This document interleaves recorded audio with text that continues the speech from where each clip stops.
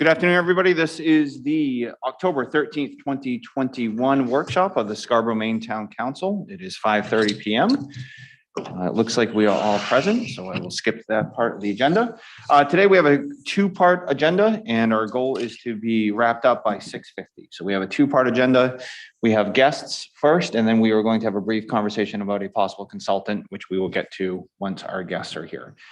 For those of you that are in the public, to give you an idea of what is before us, there's a developer that would like to, I'll let them explain their project, but just as far as a process is concerned, typically somebody either reaches out to our town planner or our town manager or possibly SEDCO and mentions a project that they're interested in doing that might need some sort of contract zone.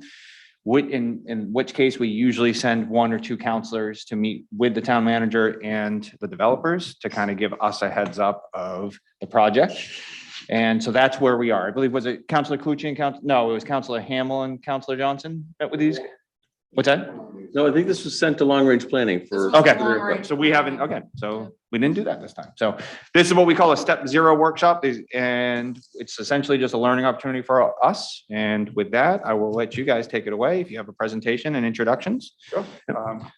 My name is Todd Wilson. I'm with Diversified Funding, with a developer looking to convert the extended stay hotel at 700 Roundwood Drive.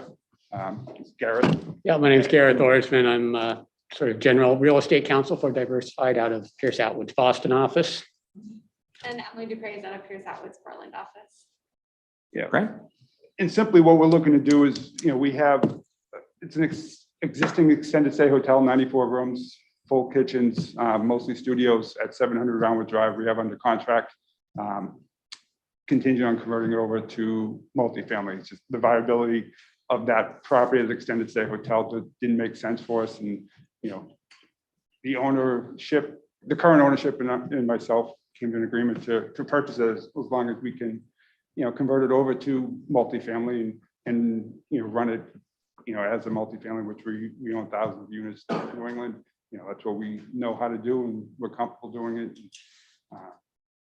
There's not a lot of heavy lifting on this deal. It's, it's already like full kitchens. It's just a management operation if you get the proper zoning. The way the zoning currently is we're limited to, no one can say over 184 days within the calendar year, and it just hurts the viability of trying to make the deal successful for us. We're not looking to kind of jam it down anyone's throat. If it's something that the board and the town is open to, would love to take on the project. If not, we're not looking to force anyone to do anything. Okay. As just a summary. Yeah, absolutely. Right. Yep. Did you want us to pepper you with questions now? I'm sure we have questions.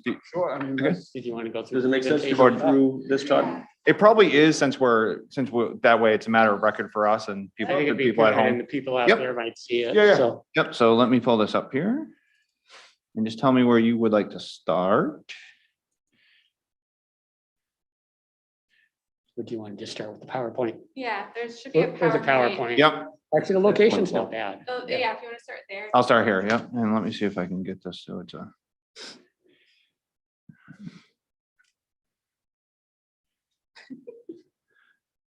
glad you're doing it, not me. Yeah. Gotten a lot better at doing this over the last year and a half. Lots of PowerPoint. Speak for yourself. I have to teach a class tomorrow by PowerPoint. Yeah, right. That's harder. That's a lot harder. Yeah. All right. Who is going to lead this? Sure. So you can see this map very clearly just shows the 700 Roundwood Drive location, just off of Payne Road. So a pretty, easily accessible location from 295 and so on. So if you want to start, there we go, and go on to the next slide. And this is just another similar view. You can go ahead. And this, we just have some photos here to show you what the property looks like now, because there are not, we're not proposing any changes on the ground. Everything will continue to be as it is now. So that's the exterior, the current exterior of the property. So you can go ahead And to show that people that it looks like an apartment complex. It doesn't look like a motel that you might see on the street. So it really is fit for the conversion in style. And this is an example of the interior rooms. Each room is equipped with a full kitchen. You can see, I think in the letter, we sort of break down with the numbers of the room. There's 94 total units, including 68. Oh, you don't have to go back, sorry. Okay, that's fine. Yep. There's 68 studios, 4 1-bedrooms and 22 2-bedrooms. And so we have some photo examples of each of the room types, so you can kind of get a sense for what they look like. As you can see, they're fully equipped kitchens. And there's, bedrooms and the 1-bedrooms and so on, separate bedrooms. So it's well suited for this conversion without any changes to the interior. And right, so this just gives the details, the breakdown that I just gave. On site, there's a full service business center and fitness center that residents would have access to, and laundry facilities as well. And the parcel is 2.72 acres. So go forward. And I think, because I know that, part of this, you're going to be thinking about the public benefit. As Todd mentioned, it's really to ensure the viability of this property that's currently failing.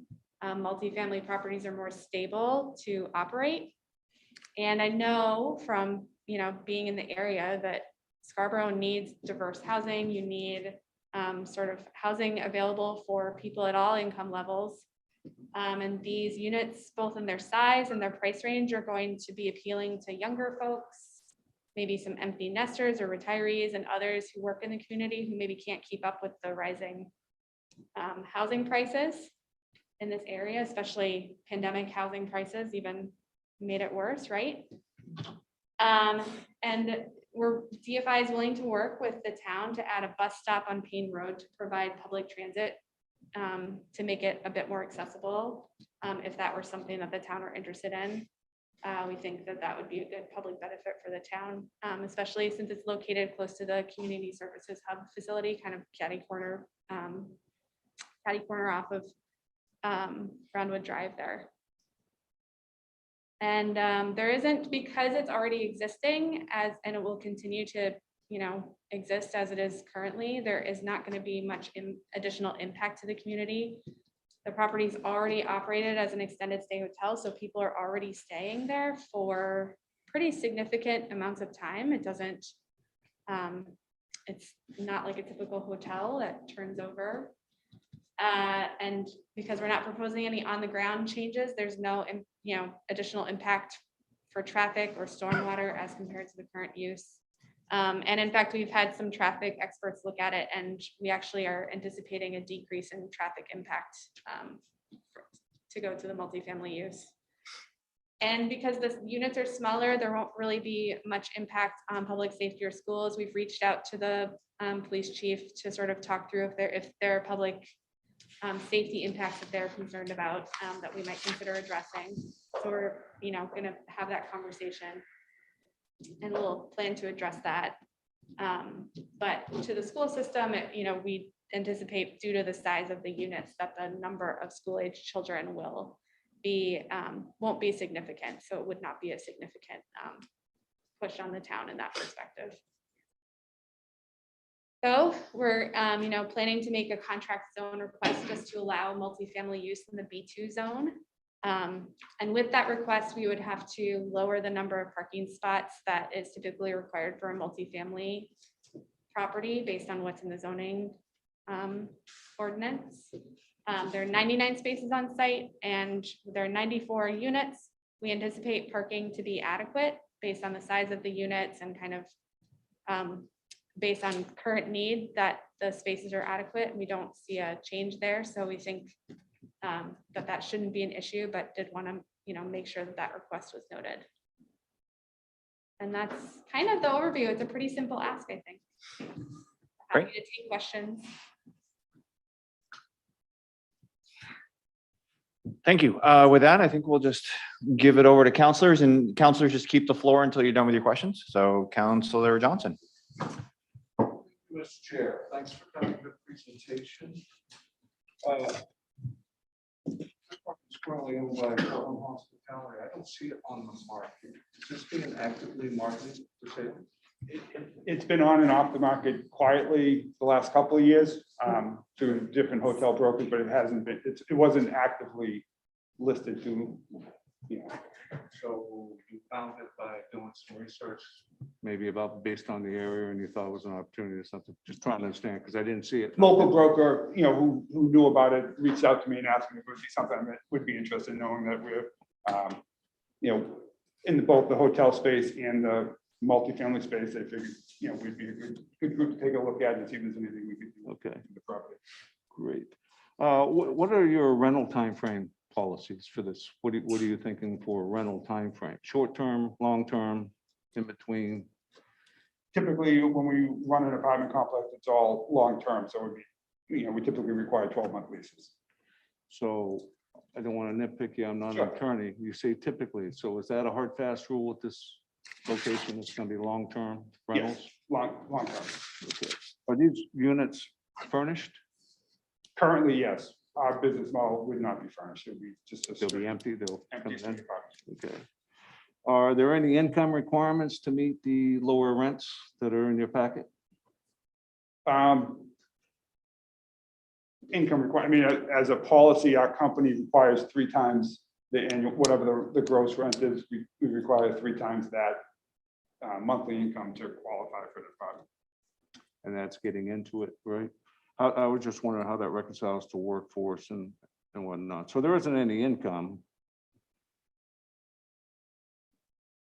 So there's no guarantee about the residents, the occupants. Okay, thank you. You're asking whether we're restricting income. Correct. Okay. Correct, because that's what's in the packet about the benefit of the town is it's, you know, an opportunity for people that possibly have a lower income level that can't afford to live in Scarborough. So I was wondering how, instead of that, just as a statement, how was that quantified somehow? Sure. No?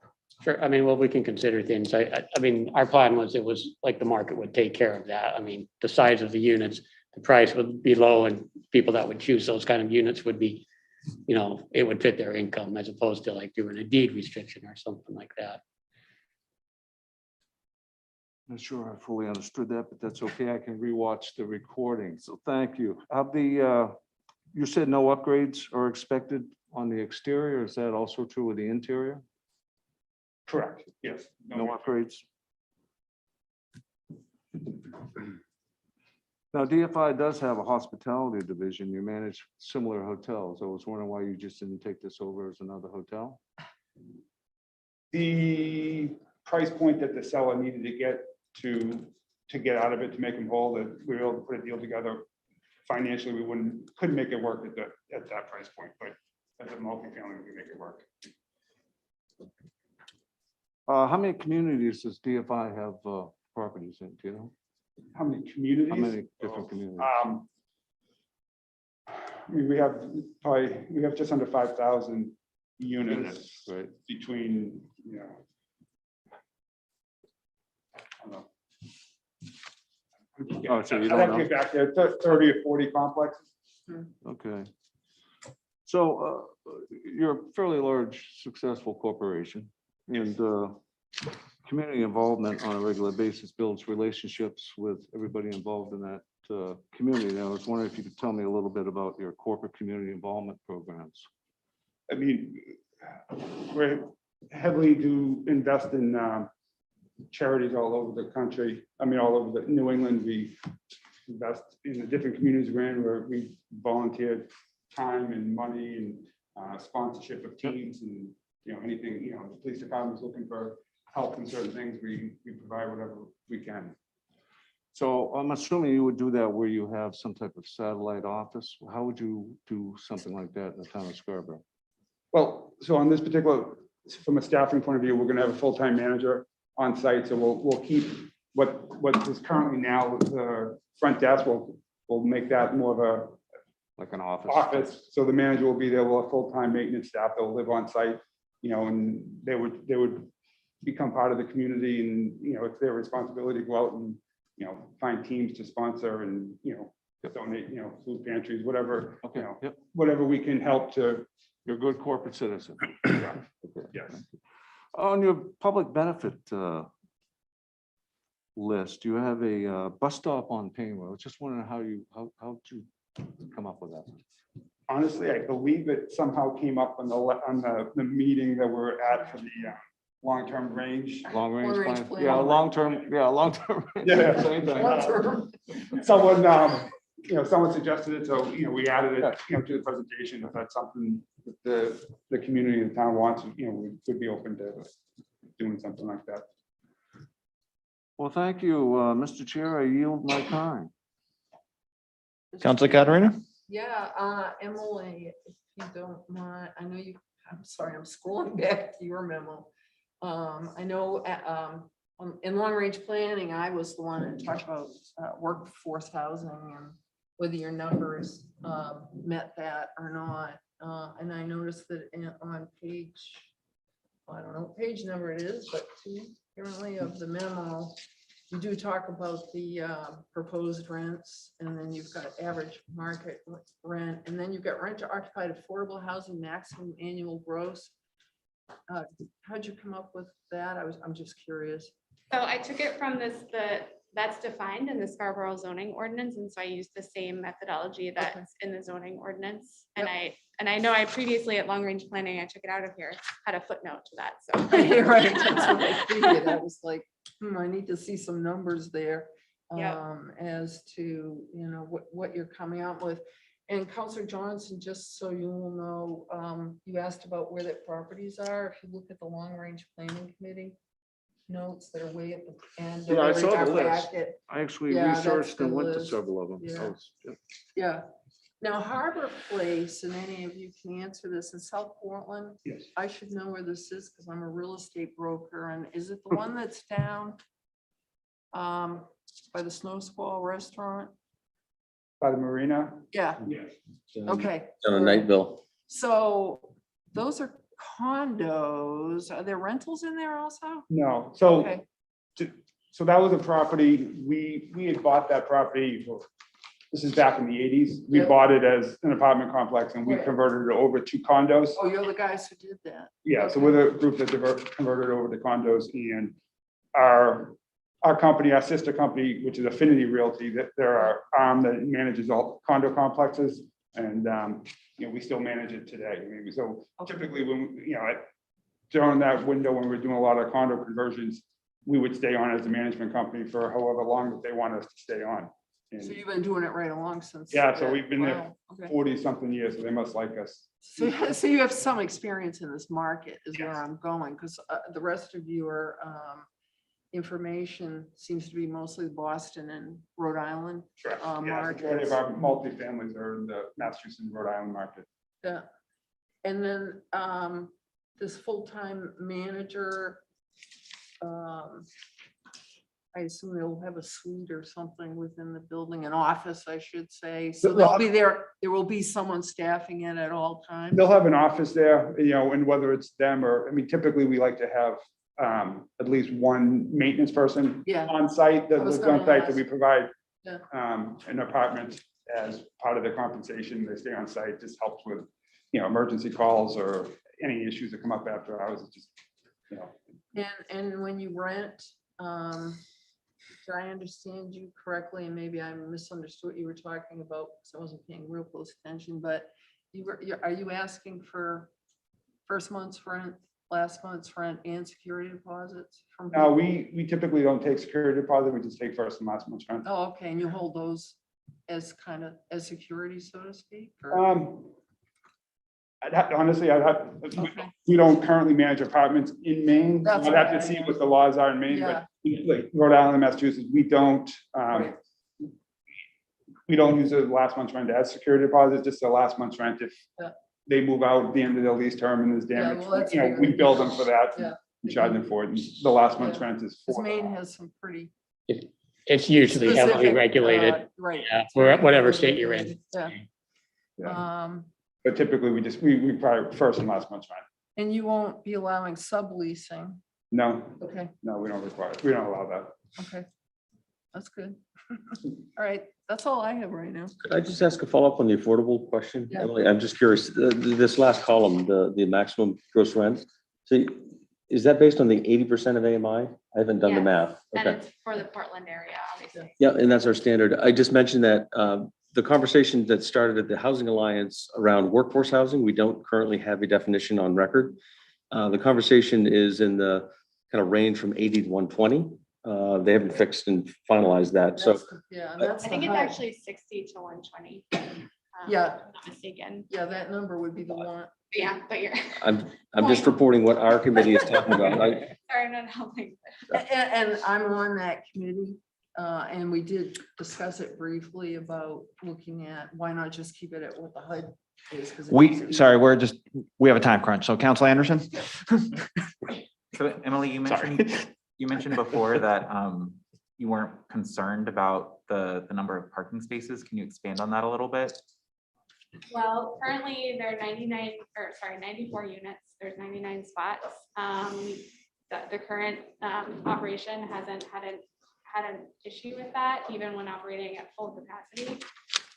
And given that the size of these apartments is small, we don't anticipate that people would have multiple cars per unit. We would, issue one spot per unit. And then there's a couple of spots extra. And so wouldn't see an issue with that. And that was part of the reasoning for the bus stop too, was the idea of encouraging folks to use public transit to alleviate traffic concerns and to help out with any parking. So you'd actually be limiting each unit to only one parking spot per unit? for I mean, I anybody? should defer to Todd on that, but I mean, the idea that generally the number, I mean, it makes sense that if you have studio units, one spot, 668 of the 99 are studios, so. Okay. It kind of controls the parking a lot. Yes. Right there. And you guys mentioned a lot about how you're managing other properties. Have you done a project like this recently? And are you seeing more and more of these popping up where extended stay hotels are converting into multifamily units? I've been seeing a lot of them all over the country, a lot of hotel brokers, these hotels are hurting all over the country, so they're trying to market them for multifamily conversion over. Mhm. We have not converted anything over to multifamily. We have a couple hotels that we run as extended stay hotels. But, like I said, so we're familiar with the space, we're familiar with the way the units are built and laid out, and they lend themselves perfectly for multifamily. Okay. How do you evaluate your rent every year in terms of raising the rent? And are you guys committed to always keeping these units below market value in terms of rental? Well, the rents that we proposed that we're underwriting for this deal, to be honest with you, we consider those the market rent for these units. I mean, the smaller style, I mean, they're not, they're small units, and we always try to go into a deal to make sure that it's financially viable. So we don't push rents as high as we can go. We want to make sure that, no matter what the market, whatever the condition is going on out there, we can sustain itself. And, we want the best quality tenants out there, and we don't want to be, striving to force certain returns. We want to be able to have a good property that we're going to own for the next 30, 40 years. Yeah. I was just reading one of the emails we got from GP Cog, and it was talking about how there's like a 10% increase in development that they're shooting for in the area because the demand is just so hot. Mhm. So I would anticipate that demand to have an impact on the pricing of the rental units. And I would really just want to make sure if this public benefit is really around affordability, Mhm. that there is some sort of commitment that will always be something in perpetuity that we could get for these particular units going forward. Because I just anticipate that demand is going to continue to go up, which could impact the pricing. So that's just one comment that I have. I mean, to go back to your first question, I mean, typically we look at the competition in, we, once we get into a property, we say, okay, these are the 5 properties that we are direct competition, and we just monitor what they charge, and, and kind of hover you know, if we feel that our spread should be X amount of dollars between us and them, you know, if they increase, then we typically increase. I mean, this particular project, we're not proposing to make it an affordable, you know, property. These are the rents that we're planning on charging. We're planning on keeping these rents at this rate. I mean, that's, if we take on this deal and we can make these rents, it's a financially successful project for us. You know, that's what we're looking for. I mean, you know, if the market in this area goes up 20%, you know, we're not going to skyrocket up 20%, but we will fluctuate with the market. Okay. And then my last question, and it might be maybe for Counselor Katerina, because I didn't have a chance to watch the Long Range Planning Committee meeting, but I noticed in the notes, there was some discussion around B2 versus B3 or some challenge there. Can you recall what that conversation was? No, or- I don't off the top of my head. I'd have to look at the notes. I think the minutes are just incorrect. They referenced B3 being the zone. It's actually B2. Okay, so those were, okay, Thank you. that's it. Counselor Hamel? Yeah, thanks for coming this evening. I have just a couple of questions. In your write-up, you mentioned that you feel there would be no material impact on schools. So how have you determined that? Oh, we're just looking at the size of the units, and majority of them are studios. You know, very, I mean, you can't really have children, you know, the rooms are small, you know, to begin with. So as a single parent or couple living there, you know, I mean, unless you have an infant, you're not going to have a lot of children living there. Otherwise, they're going to be sleeping on couches. But you're not going to have just studios and one bedrooms, right? There's 22 two-bedrooms. 22 two bedrooms. Okay. The other question I had, maybe Tom can help with this as well, but I know the long range planners asked about any impact on stormwater. I know there was some recent public works work that was done on the drainage ditch on Payne Road and the southbound lane, you know, on the west side of Payne Road. Was this in any way related to this particular proposal? Not related whatsoever. That was just maintenance ditching, just reestablishing the ditch line. I believe the suggestion that there's no impact is that they're not changing anything from an impervious surface point of view. Roofs are the same, parking lots are the same, so on and so forth. So, these are details that the planning board will certainly review in detail as part of the process. But it does make sense with no exterior alterations that there would be no additional impacts. Great. Thanks. I have one more question with sort of like a sub part to that, but will there, in other cases where we've had applications for residential units that were going to be affordable, there was a priority given for Scarborough residents. And we're particularly mindful of seniors. You know, perhaps someday we'll even extend that to those who work in Scarborough but can't afford to live here. Is that anything that you envision in terms of your process? I mean, it's a great point. We hadn't thought about that, and we'd be willing to look into, you know, that. And again, as long as they qualify, I mean, I have no problem taking priority over Scarborough residents and, you know, employees before anyone else. Okay. One comment I'd just like to make, I know you said a couple of times that you believe the market will basically kind of solve the affordability problem. And I think it's great that you're taking this effort and you're making the point that this would add to the housing stock in that space, which is clearly needed. But it's quite clear the market really is not solved for this yet. So that's something that is going to require additional discussion. Final thing, community benefit is a big deal. The process says several steps. You know, this is a step 0 process that we even added before we revised the contract zone amendment process that has a number of steps beginning with initial public hearing. So thank you. Thank you. Counselor Cucci, do you have any? I do. Okay. Thanks for coming out. I appreciate having us. I don't know if anybody's going to have answers to all the questions that I have, but I guess I'm looking at this through a different lens. I guess for the first one is, do we have a minimum unit size requirement in town, or do these comply with whatever regulations we have there? Yeah, I'm not aware that we have a minimum size. We have a maximum size for accessory units, but I'm not aware that we have a minimum size for a dwelling unit. I can verify that. Okay, I couldn't find anything, but there's a lot of ordinances out there and it takes some time sometimes, I guess, to figure that out. But do we license multifamily? Like, if I have an apartment building, do I need to get a business license? Because I couldn't find a schedule of fees for that either. No, So I guess I'm lost at where the hook is here. If they went out tomorrow and just started renting these as apartments, how would the town, what recourse would the town have? I mean, it's very nice that you're coming in and doing this. But one, we don't want to, It's good to check we first. want to be in a community that we're welcomed and not, Yes. try to, skirt the issue. I mean, one of the ordinances that you guys do have is that for extended stay hotel, you're not allowed to stay more than 184 days, I believe it is. And we do, 186 this days. property is You like. regulated against that. Now, whether you enforce it, I don't know, but you definitely regulated against that concern. That's not how we are. I mean, yeah, we could have just bought it as a hotel and just rented them out long-term and hoped that you guys wouldn't realize.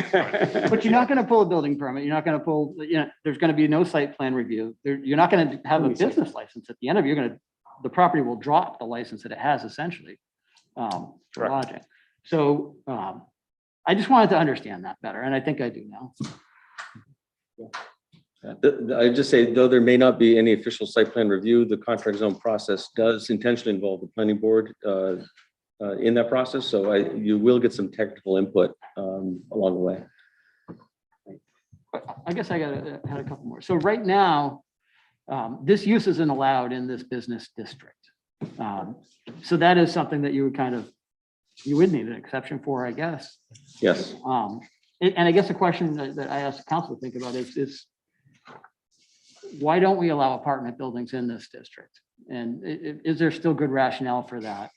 When I look at the pictures here and I look at the area, it looks like it's a pretty good fit to me. Not that I would want it to be completely apartment buildings, but I think having a mixed use development has some appeal, both to our community and to residents that might live there eventually.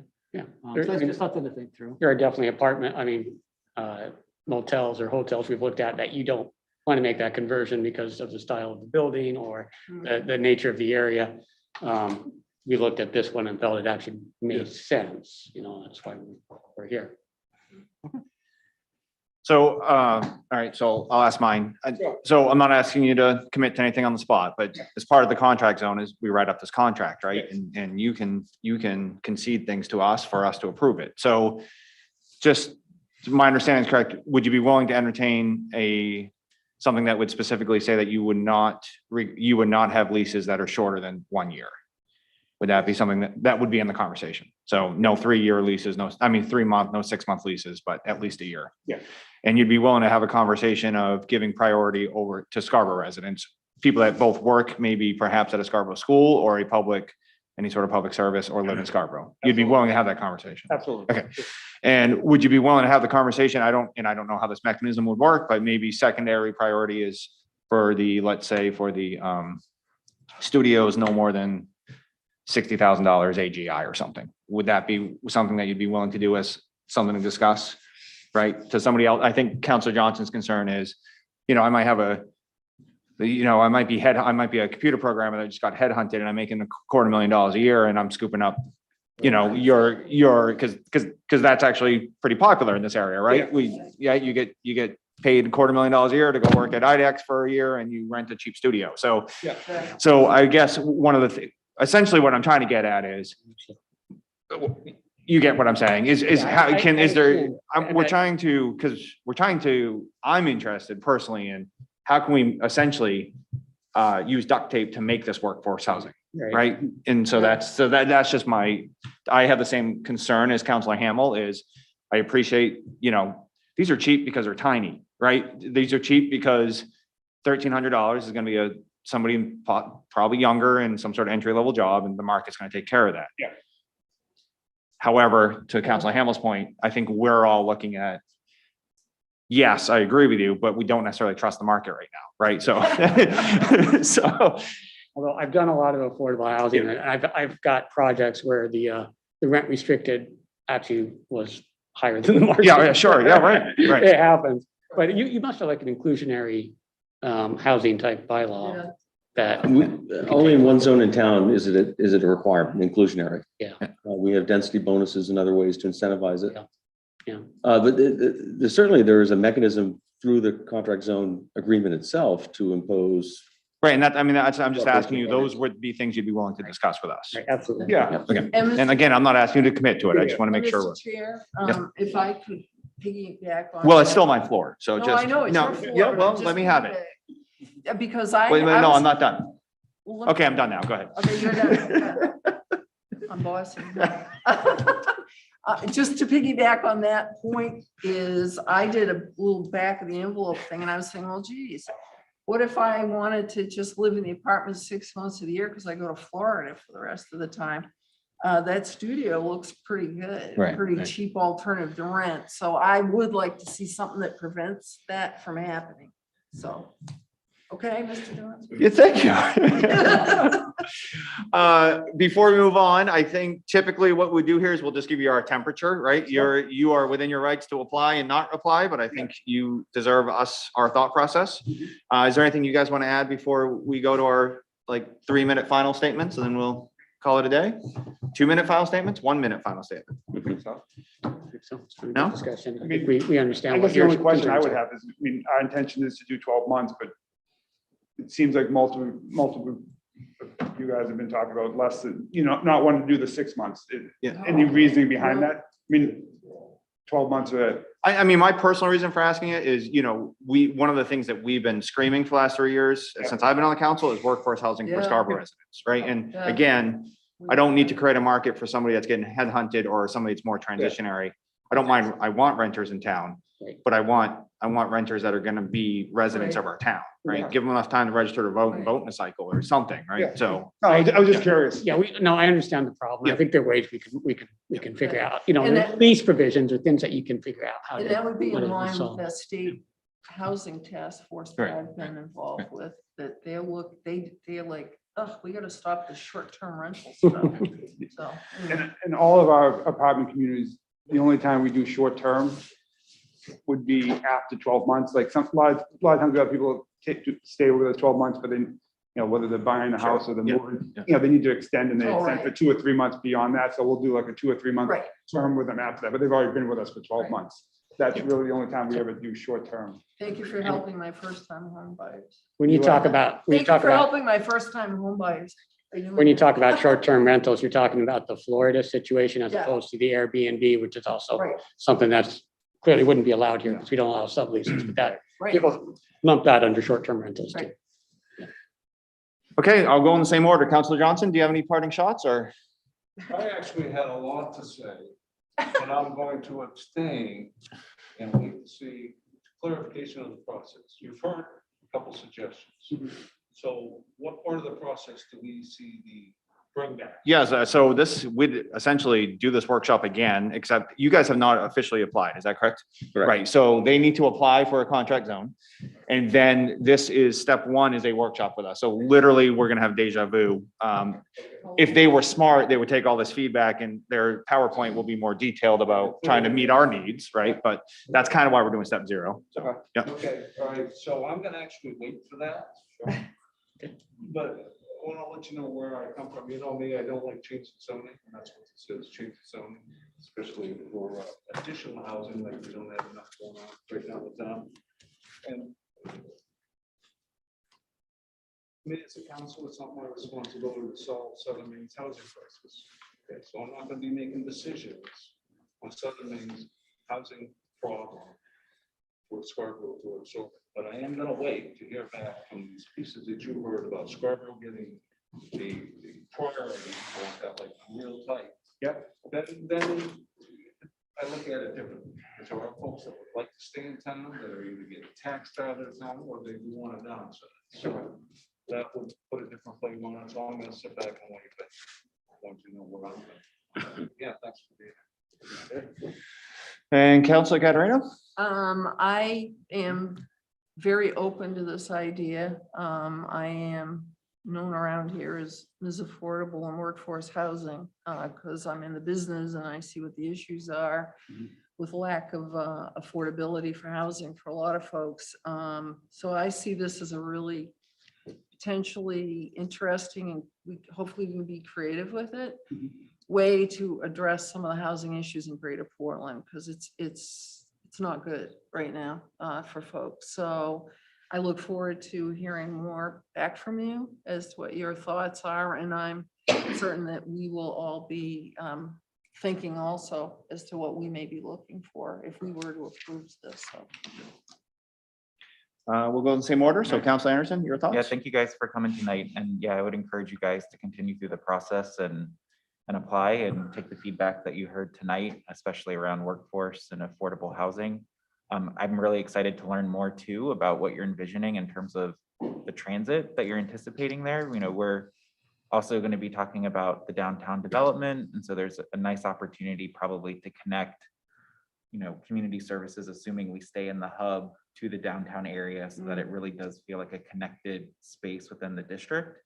So I think that's something that would be really interesting for you guys to dig in a little bit more when you go through the application process to think through what that transit's going to look like. Council Hamel? Yeah, I want to thank you for coming and also the initial flexibility you've demonstrated to some of the feedback. A note of caution, however, our contract zone process is, although you said the conversion, it looks like it's going to be pretty simple. Contract zone process is not simple. It's got several steps.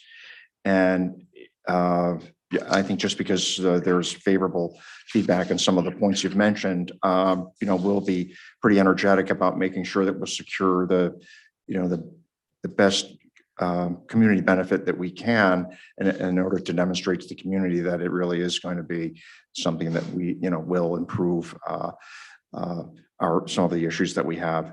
So I would just be a little bit cautious about that as you move forward. Thanks. Council Calucci?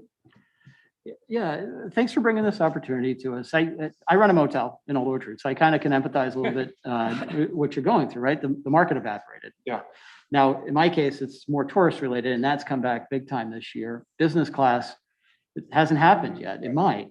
So, you know, if you do go through this process, you might try to keep the door open. You may want to move it back to a lodging use at a future date, if it makes sense. It sounds like you're in both spaces right now. I would also entertain, you know, okay, so I'm thinking about, we do nothing and you're probably gonna get an abatement or apply for an abatement, and this property will not be used to its fullest potential. You know, it's gonna deteriorate, run down, and and it looks like it's been very well maintained, and it looks like it's in good shape right now. So I'm weighing that with, you know, if we entertain something like this that helps stretch it and help it, you know, keep it at least financially viable for the interim when a market might come back. I think that makes a lot of sense, has a lot of appeal to the town, just from a financial perspective. I am not opposed to looking at a zoning change as opposed to a contract zone. I don't think I'll have consensus on that, but it's something that it's been a bit of a thing for me, is we heavily restrict where apartments can go in town. And it doesn't always make sense. Sometimes it does. In this case, I don't know that it does. But I think that would take as much research as you're going through the contract zone process, honestly. So yeah, I echo what a lot of the counselors are saying, that we care about affordable housing or workforce housing, and the market is a little irrational right now. So I don't want to overly restrict what you can do, but some controls in place might increase our comfort level that yes, this is really going to help people that are trying to stay in town or trying to live in Scarborough, and support our other residents. So, that's all. Thank you. Thank you. Yeah, I guess I'd echo a lot of it. I think that this has the opportunity to be something pretty unique in Scarborough. And I guess personally, just to be as straightforward as possible, it needs to keep that uniqueness, or I won't be interested anymore. I think this is a huge opportunity for us to get something that we can point to residents and say, this is not senior affordable housing. This is workforce housing, the way our style, right? This is how we made it happen. Yeah. If I feel like at the end of this, we're just, it's no offense to you guys, but if it's just another good deal for a developer, I'm going to lose interest real fast. So if I feel like we're getting something for the residents here, I think that this has a huge potential. But I think I speak for at least a few of us. We're all also kind of tired with the housing thing right now. So I hope it, but I'll be honest along the way how I feel. So,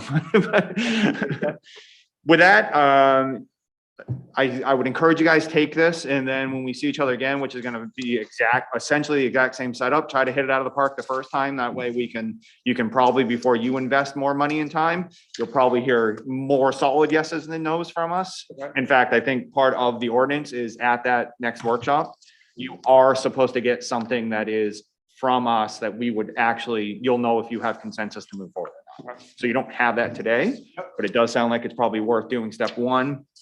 And then step one, essentially, if it's dead in the water, we'll know after step one.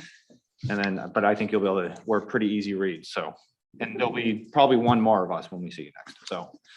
Yeah, Emily Garrett, I'm pleased to work with you. Just make sure you understand the contract zone process, and I've been taking notes. I've got some thoughts, maybe how you can respond to some of what you've heard. No, we appreciate it. Emily's well versed in Maine law. I'm not, but I taught land use law for 10 years. I've looked at zoning all over the country. I understand zoning, I understand contract zoning, which incidentally isn't legal in many places, but glad to hear it's legal here. Awesome. I can see why it isn't some places, right?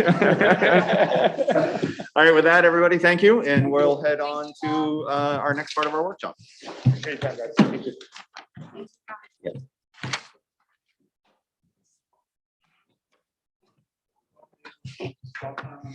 6:50. We got some decent time at least. Yeah. Okay, normally we take a break, but we're not going to do it. Here for the second phase of the workshop, Mr. Anderson will be our chair. So with that, Councilor Anderson, you are in charge. Great. Thank you. So again, I think what we're about to talk about derived from a few months ago when the Downs came with their update on their district. And we talked a lot about the 1,000 units that they had at that time said was necessary to bring a downtown district, which a lot of us discussed during that meeting. And I think we also discussed how we need better measurements and goals for success that we align on as a council and with the developer down the road. And so as a result of that, I talked with each of you to just try and get some feedback and thoughts on what's the need we might need in terms of having some potential consultant support. And the result of that was the document that was in the packet where I tried to take all of those ideas and thoughts and put them on paper so that we have something to react to. And I think for tonight, just getting very crisp on, is this the right problem statement? Are these the right requirements? Again, I threw in there what I heard. That doesn't mean that's what we need today. So really, I think making sure the problem statement is correct. And then of the 4 bucket areas that are in there, do we feel like those are priorities? Do we need outside consultant support for that? Or is that something that town staff or others could potentially do? Is really, I think, what we want to try and accomplish in the next 30 minutes. So that being said, maybe Paul, if you could pull up the document and just pull up the problem statement. Yeah. Because again, I think this is kind of the grounding statement for us to be thinking about. And the question you should be asking yourself is this really reflecting the challenge we have ahead of us, where we feel like one solution would be to kind of go out and seek some consultant support to help address this particular problem or opportunity. Get rid of the full screen and actually shrink this so I can zoom in a bit. But in the interest of not wasting time. Here's our problem. Yeah, while you're doing that, I can just read it out loud. Yeah, why don't you So, read it? Yeah. the town of Scarborough needs to set the right priorities and pace for growth and development in the town. Right now, this is being defined and driven almost exclusively by the Scarborough Downs development. Most recently, the developer had suggested nearly 1,000 residential units are required in the next 5 to 7 years to attract businesses to support a vibrant and active downtown area. The council needs to set clear, measurable priorities for what is needed for the town that considers and balances public input, competing priorities of the comprehensive plan, our desire and opportunity to grow and develop in a fiscally responsible and thoughtful manner long-term, and ensures the success of the Scarborough Downs development. So any comments, thoughts on this particular problem statement, Councilor Katarina? Yeah, I mean, I apologize. I didn't get back to you when it was first out, but my bandwidth has been a little short lately. I guess I started out by highlighting on this right priorities and pace for growth and development. Then I had a question. Well, we're doing a survey, so we're going to have some feedback coming back from that. And then I highlighted, the developer has suggested nearly 1,000 residential units, but then brought me around when I was looking through the rest of what came down here. And I'm gonna quote Mr. Hamel, I hope you don't mind.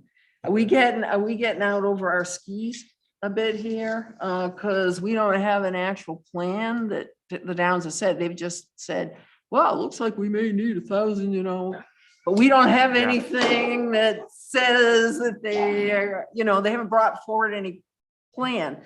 Now, that's not to say we shouldn't be forward thinking to some degree about it, but I'm feeling a little bit like the cart and the horse are backwards at the moment, but that's my opinion and we welcome yours. Counselor Gucci? I guess I'm in a similar boat when I read the statement that, Scarborough needs to set the right priorities and pace for growth and development in the town. I feel like we just did that by passing the growth management ordinance, which is tied to the comprehensive plan. So that to me isn't a problem.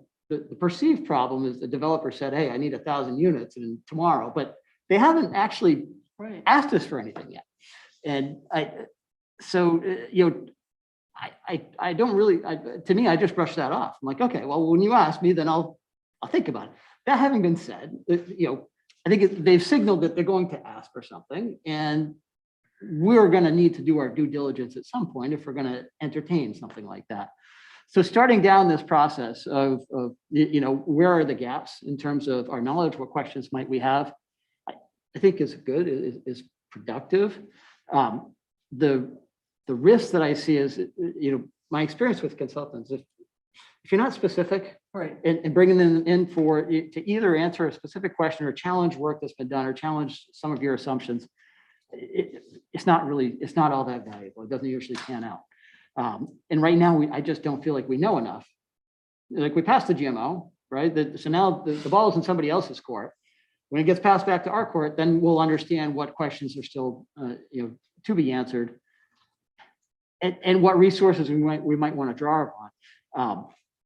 And I don't know what the right resources are right now because it's a broad spectrum of there's a number of different things going. There's both pace of development, and then there's some economics that are pretty in depth and would probably require some time to study. So I guess those are my initial thoughts. Any, Counselor Hamel? First, I want to thank John for, trying to boil this thing down. It was really a huge task. It's all there. Okay, it's all there. I think though, however, there's still two pieces we're trying to solve for. One is the ask that's come through the developer for the 1,000 units. That's in our face. Those things will continue to confront us. We need to solve questions and problems on proposals. So, but there's also the broader question about doing a strategic plan. We've done a lot of this work already. The comp plan is there. We got the charter. We have ad hoc committee input. We have a lot of discussion and high level work that's been done. So the stuff is there, but I see it in two pieces. We really need a screen to evaluate deals. Are they good for the community? Is there a financial benefit? Is there a clear benefit to the town? Are they good for the environment? And then we need a junkyard dog to help us negotiate those deals, analyze them and say whether they're good or not, and be brutally honest with us about that. I think sometimes we get carried away with the romance, and we're not happy with what comes out of that. And that's really important that we make sure it's going to be clearly a benefit to the town. So that's why throughout this whole exercise, I've been pushing the ask to the back of the proposal and have that at the bottom. And I know that's the thing we need the answer on first of all. But I think we've done a lot of this work already. And I think we've also, some practices that we've had, we do planning, several months ahead. We do an annual list of objectives that we want to try to accomplish as a town, as a town manager on behalf of the public. So I think we just need more work there, but I think we try to pick one person to do all of that. It's too big a statement of work for one resource to do that. Chairman Johnson? Yeah, so I disagree with it. I think we are precisely need to get quote the cart before the horse here. So I actually think that Yes, sure. If we wait for a formal request, then away we go. And so I think we are, personally, I think we are doing the exact right thing to, whether that request, who knows what form that request is going to take form, what form it's going to be in, but I want to try to prepare for it. So I agree with starting this process now. I think I do agree with the fact our problem statement about the pace of growth, we just spent the better part of 2-3 years trying to answer that. So to me, my problem statement is there's a large exemption request that is looming. And then there are several possible amenities and public benefit that we need to maximize on. And that's my problem statement, which it's in there, but it has other things as well. So from that, I think the exercise we're doing is, do we agree with the problem statement? And my specific problem statement for me would be, we have a large request coming. How do we take that large request and maximize our public benefit from that large request? That's my problem statement. Counselor Johnson? Yeah, thanks for the work, John. You got boiled the ocean in this document, but it's good. because-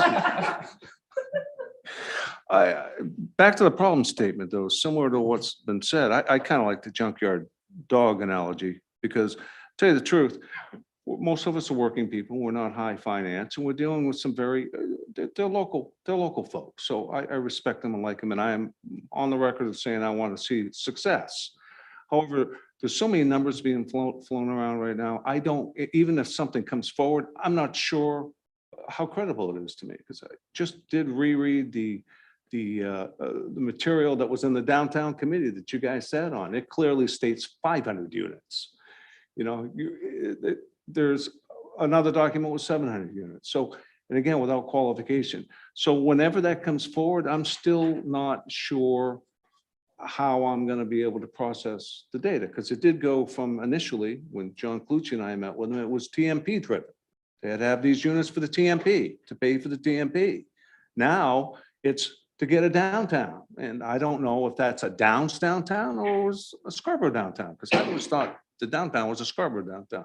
So it doesn't, it can be a nice junkyard dog, but a negotiator, somebody that can get in, a consultant on demand, and we could use this, hopefully the same resource on us, maybe not this CEA, because that's come and gone, but any other time a CEA comes up, we've all been on the record saying we need some professional help. I think we should be able to get that expertise in one person. But so that's where I am with it. But again, thanks for the work. It's So I enjoyable. I agree with what Chairman Johnson said, I think, in terms of maybe a better way to frame the problem statement, which I think is what I'm hearing mostly from everybody, which is, you know, first we need to kind of identify as a council what we deem as a good public benefit. And then through that, then we could apply this nice junkyard dog to look at these deals as they come in to help frame things and make sure we're negotiating from a position of what we as a council feel is appropriate. And then I also just thinking about the TIF workshop we just had, we also have this opportunity to better frame a development program if we decide to move the TIF as well. So I like to think of this as an opportunity not only to have a negotiation with the Downs if and when something is proposed that we feel like we have a strong position on, but also where we know we can cover certain things through amending the TIF amount. Because again, I wouldn't want to first give those things to the Downs to address if we know there's a different financial mechanism that we could leverage as a town instead to cover that, so that we're really asking them for the things like a rec center. Because that was very clear in the TIF workshop that the state law prohibits us from using any of that TIF money for a rec center. So in my mind, with the Downs going forward or any development, that should be higher on the list, knowing that we don't have a different funding mechanisms. So that's kind of where my position was. So go ahead, Councilor Katarina. So sorry. My concern is, I mean, I agree with bits and pieces of everything that people are saying, and that's why we're doing this, so that we can put something together. You know, so we hear from everybody where they're at, put something together. I don't want us to be in a position that we're negotiating against ourselves, because we don't know what the other side's even proposing. I mean, they've talked about 1,000 units. Yeah, okay, what the hell's that mean? you know, and where and what and whatever. And I see that I want to see what they have to say first before I respond. Now, I know when I'm negotiating, I have I do have, you know, the knowledge base and I know a little bit of the background. So maybe that's where we're searching for right now. So that we have some strength in negotiating, but I don't want us to be negotiating against ourselves or giving up any negotiating points up front, because that's not helpful. Counselor Tucci? Yeah, you know, in terms of negotiating or getting some public benefit, right? We've had a community center process. We've had a downtown process. In the original CEA, there's, you know, land for school. There's all these things outlined that clearly there's been a desire for in the town or in the community.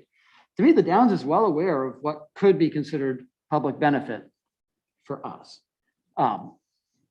I don't know what can financially work or what they can make financially work with, you know, the whole scheme of things and making things like that happen. So I don't feel like I don't want to play the first card. You know, they came to us, Ken and I, in June and said, hey, yeah, I got this presentation for an exemption ready to go. But just want to bounce it off you. They never gave it to us. And, you know, a couple months later saying, hey, I got this ready to go, never gave it to us. So I think they're waiting for you to tell them what do you want? And I don't want to tell them that, because you know what? I don't know. There's a lot of things I can picture working in that space.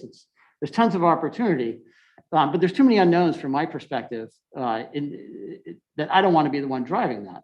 I can react to something that's shown to me and maybe tweak it a little bit, but I think that's where you can kind of start to narrow the focus a little bit. Chairman Johnson? Yeah, I feel like up until now, we've been masterfully left out of the conversation, right? We make some decisions, but to Ken Johnson's point about, is this a Downs downtown or is this a Scarborough downtown? If it's a manufactured Downs downtown that's going to put lots of money in somebody's pocket, I have very little interest in it, right? And so by the way, by its nature, planned growth is manufactured, so I don't necessarily use that negatively. But to Councilor Cucci's point, to me, we need that entity that is going to put us in the conversation, right? We're just not in any of these conversations. I don't know what I don't know what we've quote gotten for everybody in town, right? We have an exciting project. There's lots of positives to it. But I don't know what can I point to with my neighbor that says, hey, by the way, this is happening. And so we need to be inserted into the conversation. And I think inherently the way the structure is, no fault of anybody's, but the way we have a developer and then we have a legislative body, that's a hard thing to figure out. How do we actually get into it? And the downtown committee, I think, was a first attempt at that. And I know I was personally disappointed that narrative was hijacked. And we haven't heard the downtown committee report yet. In fairness, I haven't read it. I think I saw a first draft, but they have lawyers, guns and money. They knew to get that 100-unit narrative out there, and they used an opportunity that you could debate whether it was appropriate or not to start pushing that narrative. So to me, we're already behind, right? So I'm just trying to figure out, how do we become part of that conversation? By we, I mean the town, not necessarily us as a council. So are you? That might have been a tangent. I'm sorry. Clucci got me off track. So I just wanted to build on the point Counselor that Paul was making there about being left out of the conversation. There are a couple of things coming forward now that we will have that conversation. A number of us attended the SEDCO annual review last night, which was great. Great venue, great discussion, lots of good news, lots of promising news. But as it relates to where we are right now with the upcoming inputs from the downtown committee and also the town survey, we're ready to have that conversation, right? We are really ready to have it. And it's pretty clear looking back on what's happened so far, as a nearby town with a similar development, they led with retail. Okay, there's a number floating around of 500 to 750 residential units. That's coming toward the end. We led with residential construction and we're sold out in the innovation district. It's time to talk about the downtown and to go deep and wide on that and, talk about it as long as we need to get that right. So, Counselor Katarina? So to go back to the beginning, which is a good place to start. I know originally the thought was to bring someone or some group or something on board to consult with us. Obviously, that's obvious. And I'm thinking off the top of my head and talking at the same time, which is very dangerous. But do we want to think about who we could bring on board, who can work with us step by step? And Mr. Hall sent me a copy of an email that he had sent, I don't know, to John or something, and I think Dawn and Paul have a copy of it, just his thoughts, and I was intrigued, like with the fact that he was talking about, 3 different areas of need, and they're probably different enough that you may want different consultants, and he put forward the name of a company that I'm familiar with too, Barry Dunn was one of the thoughts. I mean, there are plenty out there who have multiple disciplines in-house that could help us as we go along. Mhm. And again, but you want to play it carefully because again, I agree with Mr. Clucci, obviously, that, I don't want to play the first card necessary with these folks, but, it would be good to get some background or someone on our Yeah. side. It's sort of like hiring a broker Yeah. to help us, with the negotiation and what it is we want to do. I mean, am I thinking the right way here? I think so. And I think, I think I'm on the same path as you, Counselor Katarina, where I think this is going to be a journey, right? Mm. I think where the journey needs to start, when I look at what's in this document, it's really in the requirement 2, which is really getting somebody to help facilitate the establishment of priorities and objective goals for evaluating development requests and a governance model that improves the town's capabilities in negotiating with development. I think that's maybe a safe place to start Mhm. in terms of getting us all on the same page of what are the priorities, what's the right working model. And then if and when requests come in, then we can apply that to it. I think we know that there's this looming housing request that's potentially going to come. So I don't personally see anything wrong with trying to get ahead of that and knowing if that's just an example that we can work through as we establish this model. It might just be like a real life scenario that we could work with a Barry Dunn or whomever to really help us kind of test what we're trying to do.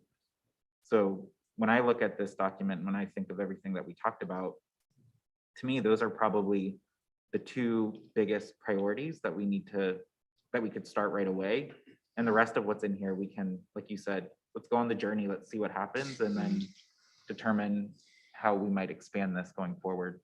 So that would be my recommendation. Counselor Johnson? Side note, not to put you on the spot, Mr. Manager, but we were told that we were going to get that report well ahead of our meeting, and it is Wednesday, and our meeting is next Wednesday, right? So the downtown report, any update on that? They've gone through final edits. I expect, I know there's communications as recent as today. I think it may be done as of right now. So, If you could get it to us, I'd greatly appreciate it. yeah, please keep in mind, I know you know this, but this is the Citizens Committee giving their time, and they're working very diligently and thoughtfully through these final edits. And they're moving as quickly as they can. We are delayed, and again, we need time to absorb this, so I mean, could always move the meeting on. Well, you're not asked to act. This is just a presentation on Wednesday. There's no action maybe ever No contemplated. discussion? Oh, discussion is certainly invited, but there's no action perhaps ever contemplated by Correct. the. It's just a discussion, you know? Yeah. It's kind of like what we're talking about now. We're not part of the discussion. We don't know what's going on in the other end. That's all. So didn't mean to put you on the spot. I just thought I'd get that. But back to the thing though, I don't know if we need, I hope we don't go for a big outfit. We don't need an Ernst and Winnie in here. You know, I tell you what, I deal with them all the time. They're a lot of money in little value. We need somebody that understands. So what I'm told by the Downs developer is that we need carte blanche on your GMO because we have to assure the bank that you guys are all on board. I don't even know how to address that comment. Okay, I'm not saying it's a bad comment. I just don't understand it. These are very smart people. They are very good at what they do. They're not trying to pull the wool over our eyes, but we're not on the same plane for the discussion. We need somebody on the same plane. That's not a boutique. That's, you know, one or two people that have done this. I think the chair has even talked to somebody that did do it at one time and understood exactly what's going on. Mhm. So hopefully we can focus there, because if we go the other way, we're not going to get this started for 6 months. You know how things operate. It's just part of the process. It's going to take 6 months. And they're going to be coming for us before 6 months. So Counselor Katarina? I'm gonna throw this out. Do we have the money to pay for somebody, and how much are we gonna pay? Oh, I think there's a qualified use for your TIF revenues. There would have to be an authorization at a budget cycle, but it's within your authority. In terms of how much we pay, it depends on the scope of work you're asking for. I've been silent. If you permit, I just want to share, based on my personal experience, having been at the table through negotiations and all discussions from start to finish, with the exception of the downtown committee, we have always been disadvantaged because we're not prepared for the ask. It always comes with an unreasonable time frame, at least unreasonable from our perspective, because we've got process and I think it would be a huge failure knowing that this request is imminent, whether it's 500, 700, 1,000 is almost immaterial. We'll react to it when we see it, but we know it's coming. And I think it would be a travesty for us not to be prepared. And I can assure you it's going to come with a timeline that doesn't meet with ours.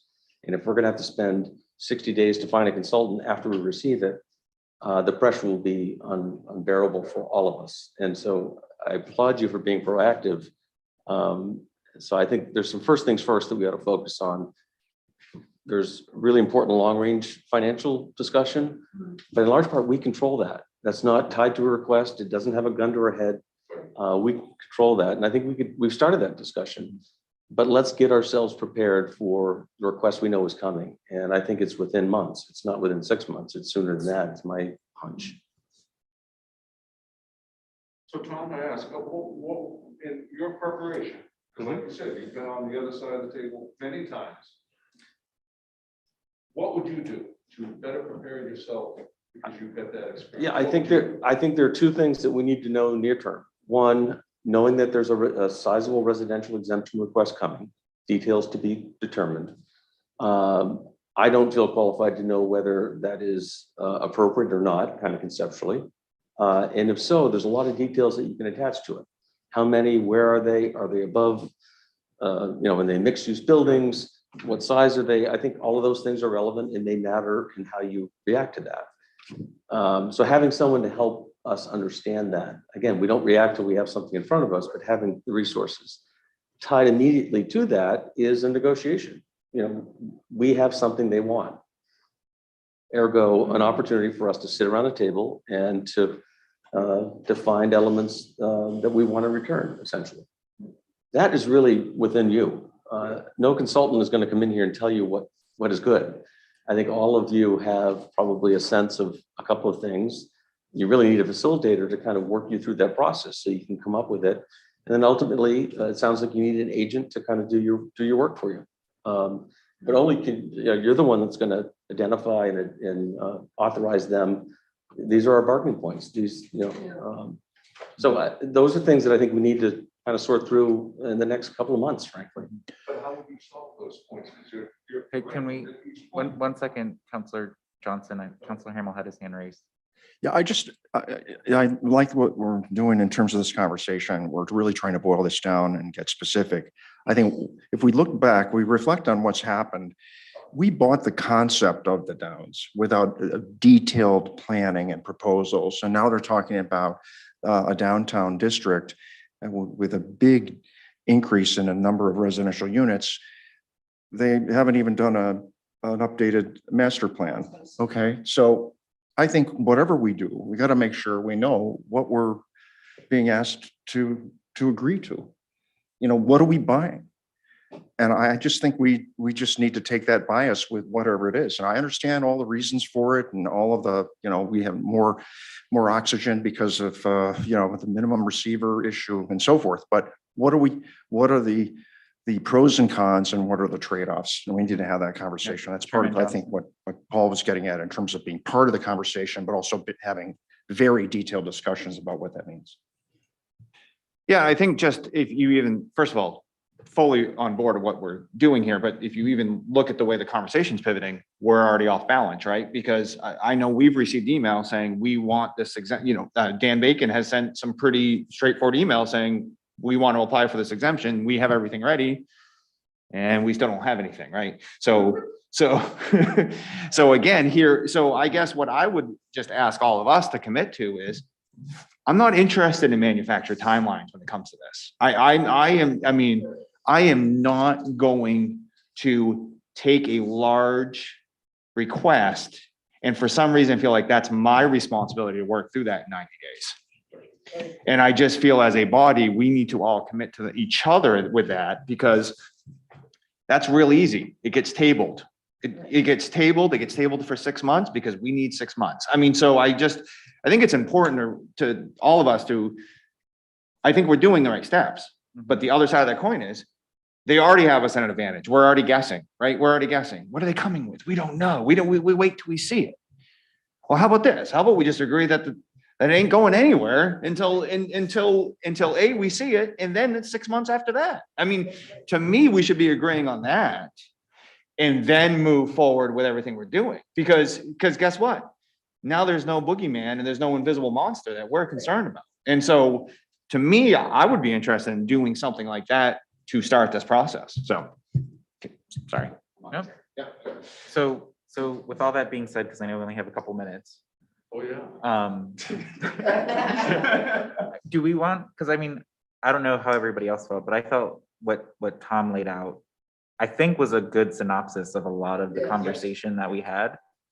And maybe perhaps what's written here doesn't fully reflect that. So maybe the ask would be, Tom, for you to kind of document your position on those three things that you think we should consider pursuing. I agree with your statement, Chairman Johnson, about, you know, committing this is going to be a 6-month process. I still don't see I see the benefit in starting the consultant work to look into this because it could take time to get going. And so I think it's worth, you know, Tom, maybe you taking a second crack at drafting a 1-pager on just those 3 areas you noted. And I think you said it very eloquently, and just giving that back to us. And then I don't know what the next step would be. Would that then just be authorizing, getting something on the next council agenda to authorize you to pursue using TIF funds potentially to? Yeah, I don't know that I need authorization. Ultimately, I need your authorization to sign something, but I think we can go through a process and do a selection. So yeah, let me take a crack at kind of synthesizing those thoughts or building them a bit further, share them back out with you. I view this is professional services, but I may kind of very specifically pick people or go through a competitive RFP process. Any other last comments or thoughts? Oh, sorry. Yeah, I just want to say, you know, what you said about getting the downtown right, diving deep into it, I fully agree with. And I think Paul's saying the same thing, and I'm in the same boat.